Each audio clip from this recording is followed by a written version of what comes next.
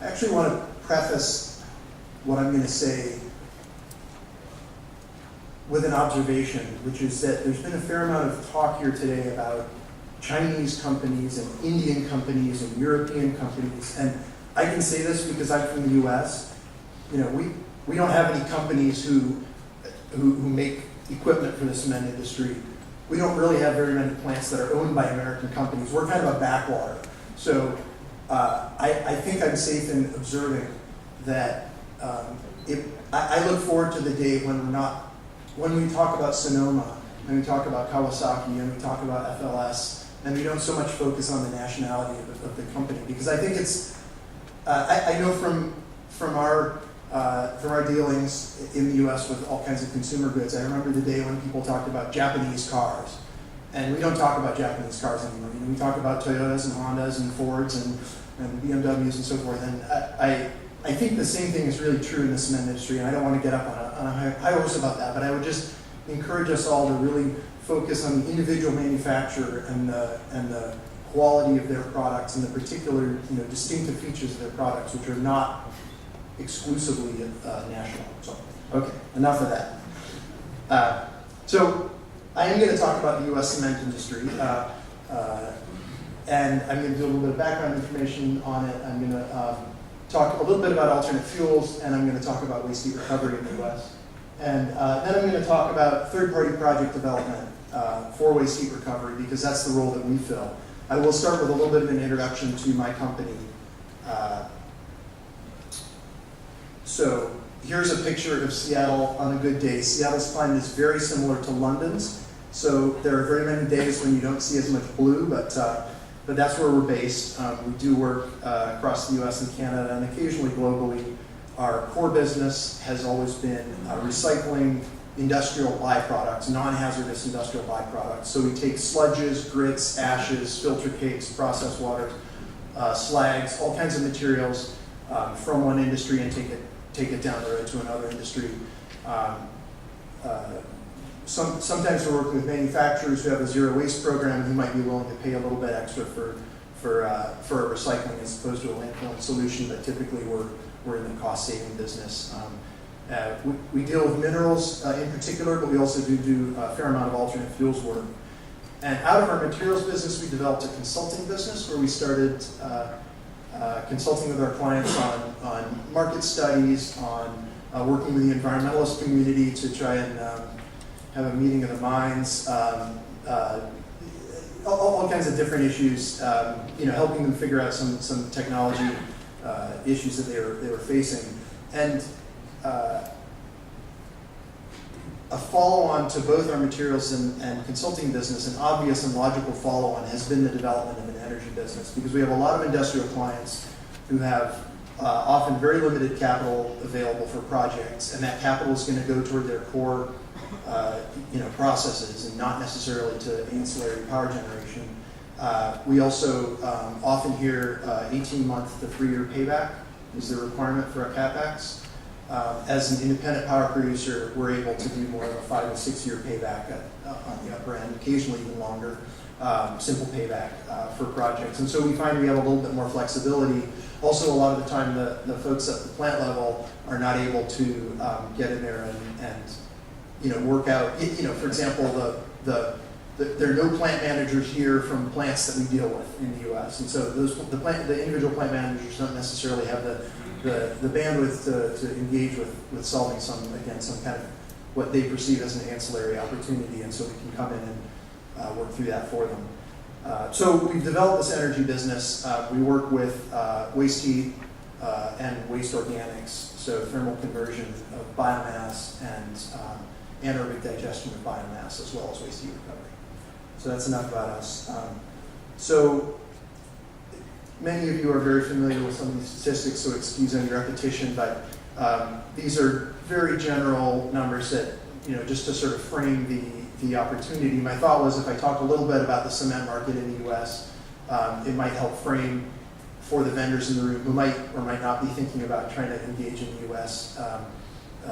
Here's our market size. So we have very roughly 100 million metric tons a year, which is a $12 billion market for us. And of course, it was higher in 2005, and it was lower a couple of years ago, but very roughly 100 million tons per year consumed, of which 10% is imported and 1% is exported. You see the U.S.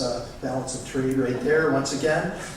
We have about 120 plants in the country. They're pretty widely distributed. You know, the U.S. is about 5,000 kilometers wide by about 3,000 kilometers high. So, you know, we have a good footprint. There's some markets where you find there's an individual plant which has no local competition. They're sole supplier for the region. Other areas where there may be 2, 3, 5 plants who are also supplying the same sub-market. There are roughly 40 companies who own plants. Of course, the names you recognize, most of those are non-U.S. owned. The U.S. producers, I believe the largest is Ash Grove with 6 or 7 plants. So, you know, our domestic industry is quite modest in size. One of the interesting features of the U.S. is that, like with so many technologies,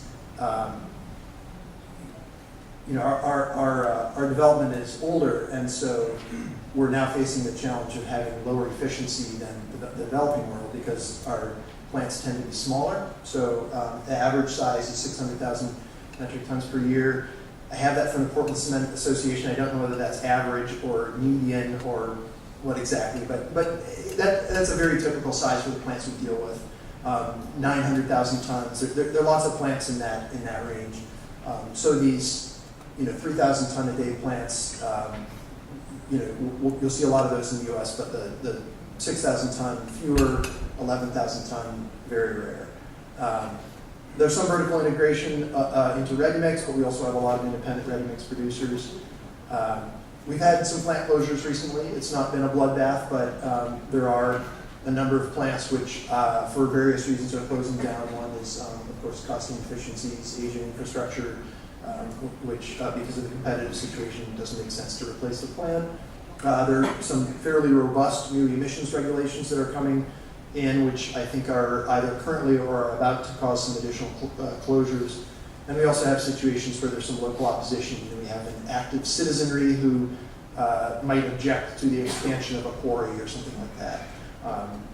It's an interesting fact of life, which I'm sure we all deal with, that you have an industry that's an industrial facility that's out in the middle of nowhere, and then all of a sudden the houses start to encroach, and now they say, what's this cement plant doing in our backyard? Well, it's been there for 50 years, but it's now become a problem for the people who've just shown up.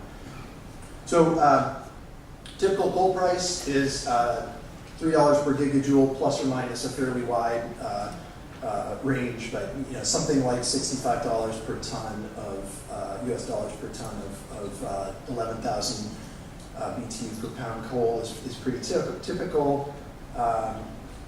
Our electricity price, I wish it was $65 per kilowatt hour, because then all 120 cement plants in the US would have waste heat recovery installed. It's actually $65 per megawatt hour.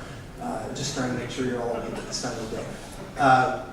So 6.5 cents is fairly typical. Again, of course, there's a range. There are some plants that are as low as 4 cents a kilowatt hour, and some plants that are as high as 10. But that's a fairly typical number. The Western U.S., where we work most often, you see that, you know, within 10% of that's a pretty common number. Our labor costs, you know, let's say $20 an hour. Of course, again, varies on the position, but you know, and then our 20 to 30% payroll taxes and benefits. One benefit, of course, that we have in the U.S. relative to Western Europe is that it's a little easier to scale our workforce up and down. So both for furlough or for plant shutdowns, the cost of shutdown is cheaper, so there's a little bit more flexibility for manufacturers around labor. There's, as you would expect, some alternate materials used. For example, we source iron from mill scale quite a bit, or from blast grit, or from slag. That's a core business of my company, is sourcing those things for the plants. Also, silica alternatives are fairly common from boiler ashes and things like that. There's pretty wide use of coal fly ash. I actually say that, but I honestly don't know how that compares to the rest of the world. But I know it's pretty common, along with some granulated blast furnace slag as a cement substitute, and it's underground either at the cement plant or at the ready-mix plant. And there's some alternative fuel use, although it's fairly limited in type and scope compared to, for example, to Western Europe, which is far more developed in its substitution percentages. So market conditions, there was a very significant impact in the 2008 downturn. In fact, it started a few years earlier than that. Got pretty ugly there in 2009. There are many plants which are running in the 60%, 65% range. State of Florida, we know of a couple of plants which are running in the 30s. Certainly capacity will come back up, but there's been some real hardship at the plants, and so a lot of plants are running on pretty lean staffs. They're running 6 months out of the year. It's a challenging time for a lot of companies. I think we're seeing a gradual rebound. Everybody's talking about a continuing gradual rebound. Happy to hear the optimism that our convener put forth this morning about the U.S. economy. Long-term optimism, yes. I think that's what we're commonly hearing. I think people expect a gradual rebound over the years, but I would not recommend building a cement plant in the U.S. these days in the next 24 months. We have a very challenging regulatory environment right now. In the 60s, a lot of environmental pressure started to be put by the citizens on a number of industries around clean water and clean air. And frankly, it's very much a function of the administration that's in place at any given time. So the current administration has promulgated has supported the efforts of our federal regulatory agency to do a lot of new air regulation. There's something called Boiler Act, which addresses a number of different air pollutants. There are also some very strict mercury emissions regulations which are coming in. So we're finding that a lot of the plants are very concerned about those things and have very little time for anything else. Our coastal and border markets feel some pressure from imports. Corporate parents face financial challenges which impacts the plant operations, their ability to get CapEx and other things. So I'll talk a little bit about alternate fuels. Hazardous wastes. There are several kilns which were permitted to take things like medical waste and other hazardous wastes. It's been a number of years since any new kiln has been permitted to take hazardous wastes. I have seen statistics that 1 million tons a year of hazardous waste are still being burned in U.S. kilns. I have no idea whether that's accurate or not. That's from the hazardous waste kiln people. Waste oil used to be a fairly common alternate fuel. In our experience, that has been fading because re-refining the oil is a better use. There's more economic benefit in re-refining the oil than in just burning in the kiln. Tires are very commonly used, both shredded tires and whole tires. A number of kilns, just drop the whole tires in at the top of the tower. Others are chipping them to 2 inch minus or smaller. Pet coke, very commonly used as an alternate fuel. And then the developing fuels that we're seeing more of, although again, not nearly as much, I believe, as is common in Europe, are biosolids. So from publicly owned treatment works, wastewater treatment plants, sludges are being delivered, dried and delivered as fuels to plants. Not very well developed yet as a market, but I think there's a fair amount of interest in that. Refuse-derived fuels from municipal garbage. People are trying to do that. I am not aware of a lot of success with that yet. I think that the suppliers are the waste management companies who are used to throwing it in a hole in the ground. And so you have a gap between people who are unwilling to process the material or sort the material and people who are unwilling to take a low-quality fuel. And that gap needs to be bridged before that becomes a realistic major fuel source for kilns. There's been some talk about woody biomass. Haven't really seen it yet. There are some coal plants in the U.S. which are switching or talking about switching, but it's not really a robust activity yet. I think there are people who are experimenting with torrefying wood, which is a way of getting moisture out and increasing its fuel value. But again, I haven't yet seen a lot of success around that. So obstacles to doing alternate fuels in the U.S. There's permit risk. There's something we call NIMBY, which is not in my backyard. So if you go to modify your air permit, the neighbors are going to object. It's just sort of a given. So if you, unless there's a major benefit, immediate major benefit, economic benefit that you can see, you're not going to take that risk of getting your neighbors upset and make them think about the fact that they have this cement plant that's emitting lots of stuff in their backyard. Low coal prices are an obstacle compared, for example, to the figures in China, the $4 per gigajoule. There's not that much pressure on the supply side.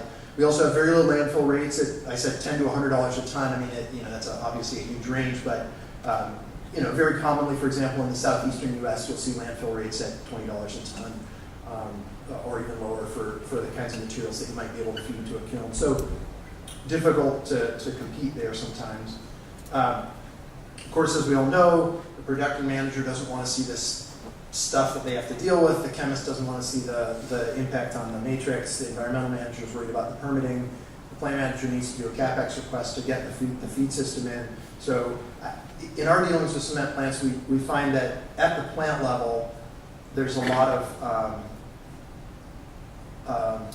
enthusiasm for the idea and resistance to actually putting into practice for alternate fuels. And also, in our experience, the people who are doing it are running into a lot of production challenges, and so that they might adopt and then back off of that. We also have not a lot of industrial clustering, so we don't have adjacencies between cement plants and other industries, so there's not that across the fence opportunity. I put a picture of, there are certainly large parts of the U.S. that look like that and that have a cement plant in the middle of that, and so there's not a lot of woody biomass to source from that kind of area. People talk about biomass, but you have to source it. We also, for example, in the western U.S. have a problem with low alkali tolerance in the cement plants, and so that limits the kind of fuels that you can take. And then there's the classic, we just make cement. If you're in the business of making cement, you really want to be in the business of burning other stuff. However, there are some specific areas, for example, the state of Florida, almost all the cement plants, one after another, have just gone through a permitting process to take a specific set of fuels, which I believe Suwannee American Cement was the first one. They kind of came up with their list of fuels, everything from asphalt roofing shingles to carpet scrap to agricultural plastics, all kinds of different things. They got all those permitted. They started their trials, and then each of the other plants in that state have been going through exactly the same process. So I think Florida might be an area where we'll see more use of alternate fuels, and I think that's going to happen in other parts of the country as well. It helps when you have multiple cement plants in a single state, so somebody can take the lead and then others can follow. Moving on to waste heat recovery. Evergreen Recycling has 100% of the waste heat recovery market in the U.S., and I'm very excited to announce that. And I'm very sorry to tell you that we have 0% of the waste heat recovery market in the U.S. I may be mistaken about this. I keep hearing about projects that somebody is doing or is thinking about doing. I know there are a lot of people talking about it, but I don't believe there's any installed in the currently operating system, and I'm not aware of any that's actually under construction. Well, if I may, yeah. The one I mentioned that was built in 1962 is in the US. And not currently operating, I believe. It is currently operating. Not been operating for 50 years. It was also mentioned in somebody's presentation. Yeah. I was under the impression that was not operating, but I'm delighted to hear that it is. I'll go visit it. Thank you. 5 p.m. Well, it's a little bit outside of today's topic because it is just a kiln, no producer, no change, with the purpose of making power and clean. Yeah. Well, the heat consumption is higher than usual. No, just horizontal kiln.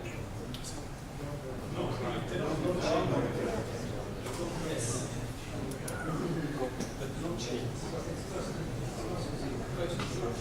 So, some of the challenges to installing waste heat recovery in U.S. kilns are we have a low cost of electricity, as I said, something like 6.5 cents per kilowatt hour. Our run times are currently very low, as I observed, so in the 60% range, 65% range for many kilns.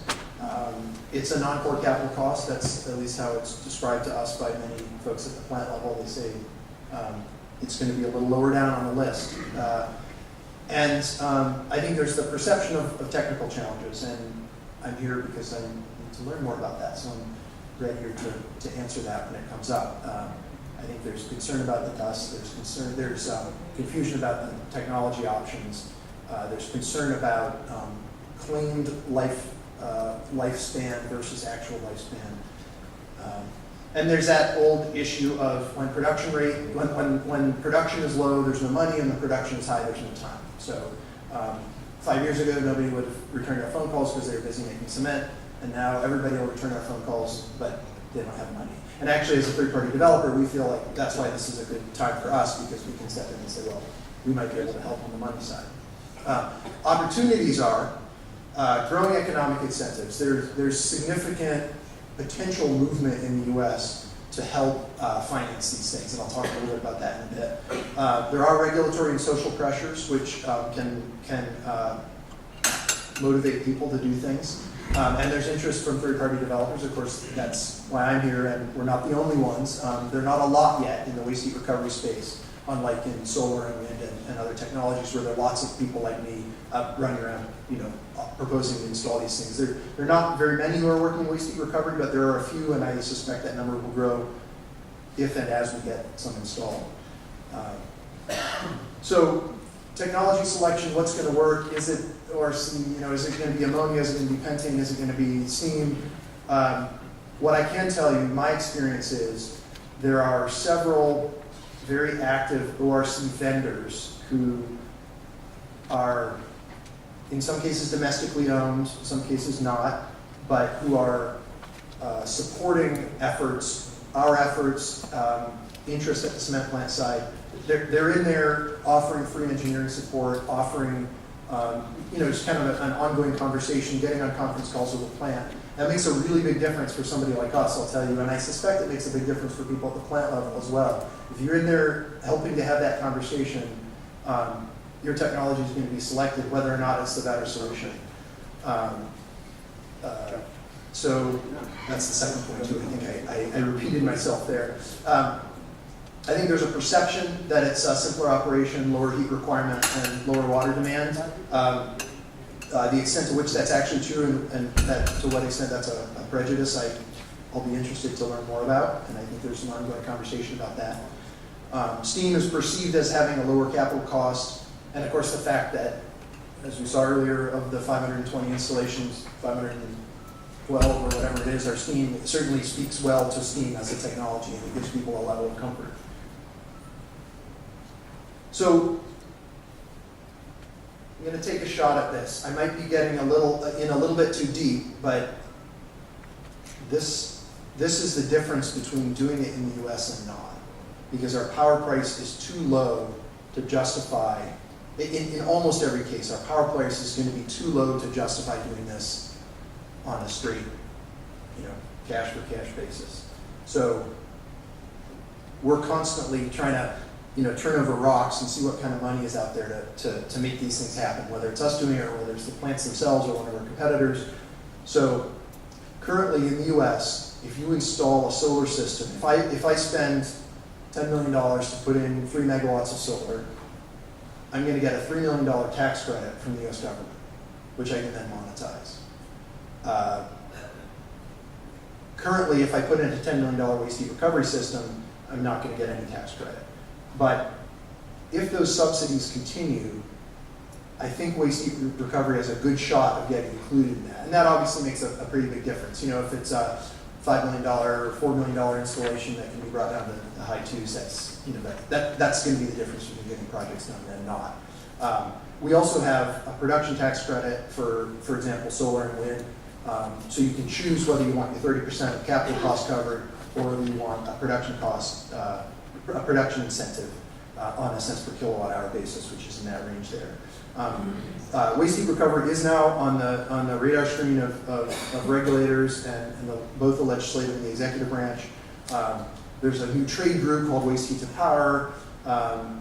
ACOR, which is the big renewable energy consortium of sort of lobbying efforts, is now talking about waste heat recovery.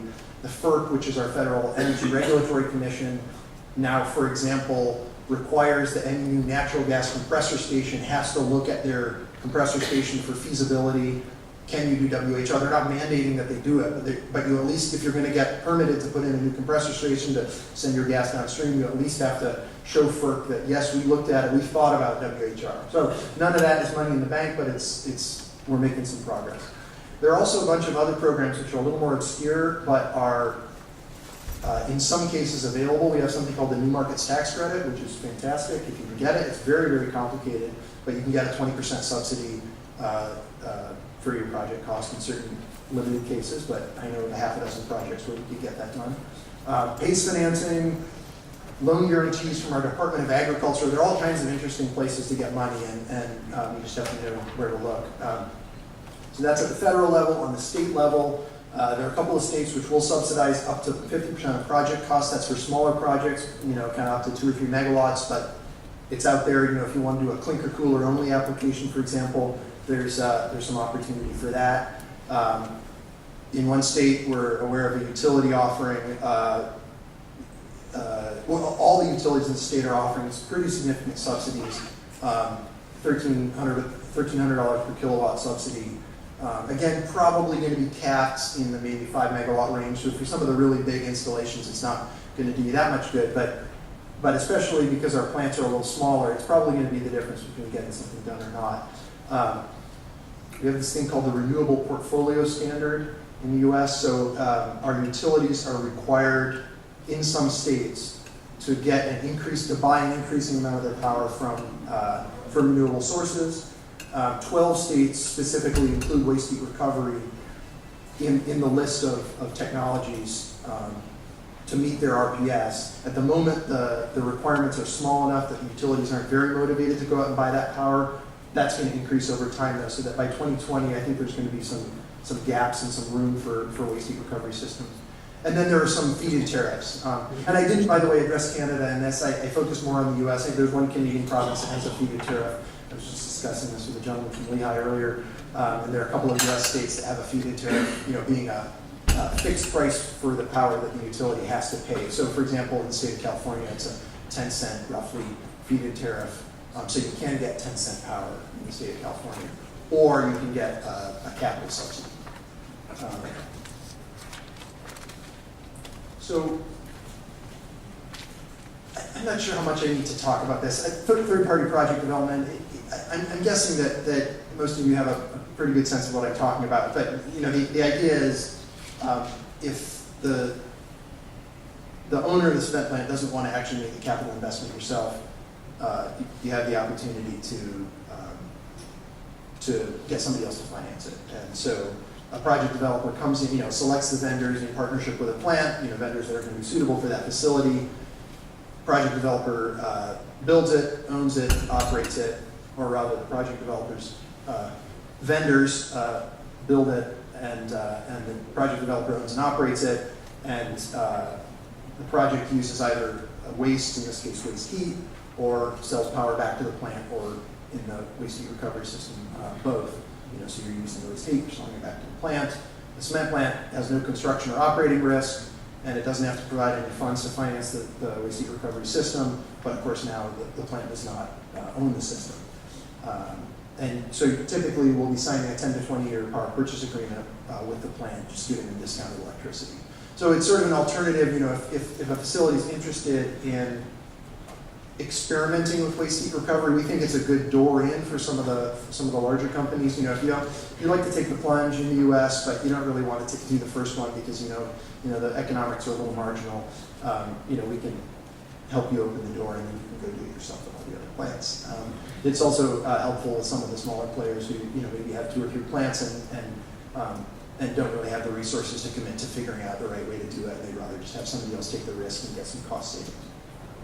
And typically the cement plant will have the right but not the obligation to buy the asset, to buy the project out from the developer at some point during the life of the power purchase agreement. So when we think about third-party project development, waste heat recovery is actually very suitable for third-party development because what we care about is what's the feedstock, is it predictable, can you contract for it, what's the process that's going to transform that feedstock, what's it going to be transformed into, what's the offtake, and are there byproducts that are going to cost me money to throw away. So The process needs to be established, so there needs to be a high level of comfort with what the technology is. It has to be backed by performance guarantees, and there have to be contracts on both sides for the feedstock and the offtake.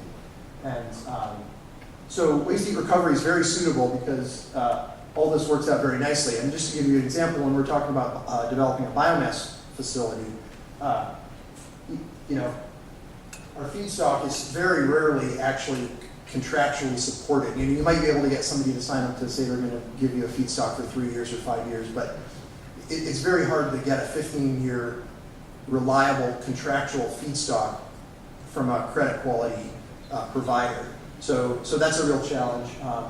The offtake is actually typically solid in all cases. Some of the gasification pyrolysis technologies that are out there, they're more difficult than waste heat recovery because of the process and technology side. There's less comfort with the fact that it's an established technology. So my point with all this is simply that waste heat recovery, we're finding, is financeable, so it is suitable for third-party project development. And then I put some considerations down here about, you know, if you're planning to do it yourself, what are the questions you ask? If you're planning to work with an outside developer, what are the questions you ask? I don't think I have to belabor that because I suspect that most people in the room aren't necessarily considering this exact question. I really just wanted to give you an opportunity to see how we approach these kinds of questions. So here's some of the questions that we're discussing internally as we consider the future of waste heat recovery in the U.S. So when's production going to come back?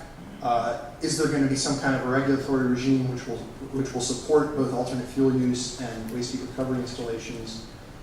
What's going to happen to the natural gas? That's such a big issue in the U.S. right now because our gas prices have just plunged. I mean, we're seeing the pulp and paper industry, which for years has, you know, been in the business of using biomass to create power for themselves and steam. They're switching to natural gas. They're not using their mill residues anymore. In some cases, they're finding they're throwing away their mill residues because they can use natural gas more cheaply. And that's going to have a lot of very interesting impacts because, of course, once you fuel switch, now there are a whole lot of ancillary consequences. You know, 100 of our 500 coal plants are scheduled for shutdown now. So when they go away, what's going to happen? You know, what if gas prices spike again? We don't think that's the case, but they might. So coal prices. In our state of Washington, we've got a lot of pressure to put in export volume. On the other hand, domestic consumption is going down, so there's some balancing pressures there. I think I'll wrap it up by saying I'm delighted to hear that there may be 1,000 new waste heat recovery systems being installed over the next, I forget the number of years, a few decades. So how many of those are going to be in the U.S.? If the cost of installing a system is $2 million, I'll take 50. And seriously, you know, I mean, not today, but I think that's probably the market size. You know, comfortable market penetration at 50%, I would say over time, at a $2 million installed cost. If the cost is $3 million, I can think of about 20 plants where I would say with the right combination of incentives, we can make that work. And if the cost is $4 million, there are about 5 plants that, you know, right now I can think of as appropriate targets.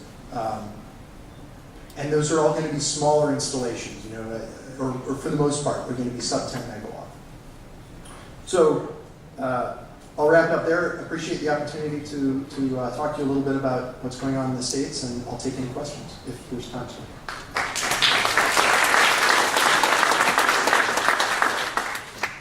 Thank you very much indeed, Ben. There's a forest of hands going up, but I'm also aware that not only are we going off to the pub quite soon, but it's due to start raining in 20 minutes. So we'll keep these questions short, and we might have to conclude our discussions in the pub. Well, let me begin by saying that in your initial statement, I fully agree with that. Technology goes beyond nationalities. However, it is clear that at least in the cement industry, we have to recognize that the Western Hemisphere has been lagging behind big time in terms of waste recovery. From the standpoint of the U.S., and despite, I go back to the slide where you presented challenges and opportunities, and that relatively low power prices are a big hurdle to that. And despite the incentives that may be on the radar, do you think that lower gas prices will make it an uphill battle for waste heat recovery in the U.S.? I think it will absolutely be an uphill battle, except to the extent that there are incentives. I don't. I think it's not so much an uphill battle. I think there are places where it will work, but I think that there are a limited number of places. You can't just go to any cement plant and say, hey, let's put in a system. You have to be very targeted based on what the local appetite for supporting that is. Yes, just a quick question. In one of the first slides, there was written the low rate of landfill and no restriction or few restriction. But I understood that there is a discussion in the US from the EPA, Environmental Protection Agency, to include some strong restriction. Is this correct, or what is your Yeah, the restrictions that are going in right now are more at the state level and occasionally even at the local level. And I think in the U.S. maybe more than in more sensible countries, we have a lot of diversion sometimes between federal policy and local policy and state policy. But there are a number of states which are trying to, for example, if not outright ban organics from landfill, as you see in Europe in some places, at least ban certain materials or require that if there are composting facilities within a certain radius that organics be diverted to them. And so I think there's an increasing awareness of that. What's a challenge, I think, of that is that composting has quite a bit of traction in the US. And that's easy, relatively speaking. And so organics to alternate fuels are going to be challenging for the less woody kinds of organics that are easier to compost. So I think there's going to be a little bit of competition, or at least downward pressure on prices on tip fees for the organic streams. But I don't know about federal regulation. I think it's. I don't think we're going to see federal landfill regulation anytime soon. I think it's going to continue to be at the state level. Last question. Okay, thank you very much for your presentation. No question, but just something for information of the audience. These WHR systems somehow are a subsystem of, on the upper level, the CHP or CCHP systems, which is the combined heat and power, and also combined cooling, heating and power system, which have a vast use in the industries. Last year I read research done in 2000, especially for the US industries, was done by American Research Institute, and it covered many of the industries in the US regarding the existing situation of the CHP systems in these industries, like the chemical industries, petrochemical, pulp and paper, smelting, foundries, and so on, which are the industries that naturally they use both the heating energy and at the same time electrical energy, so they use this system. And this research was shown that a vast of these industries, the existing situation they are using, and the forecast of until 2020, I believe it was. There was a very good potential for all these industries. But I also remember that the cement was not among those investigated ones. Just for information. So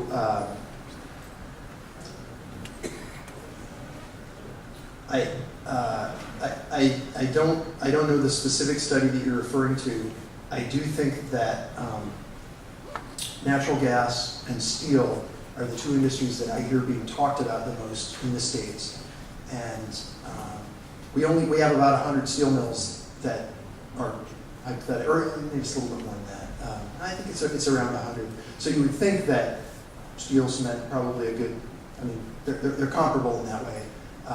So I honestly can't tell you, I would agree with you. I have not heard other people talk about cement as much as they talk about specifically compressor stations of natural gas, you know, in the oil industry and steel. And I do think the opportunity is there for multiple industries. And which industries are going to be the early adopters, I think remains to be seen. I think it's going to be oil and gas. That's all the time we have for questions at the moment, so let's join together once again to thank Ben Rankin for his presentation.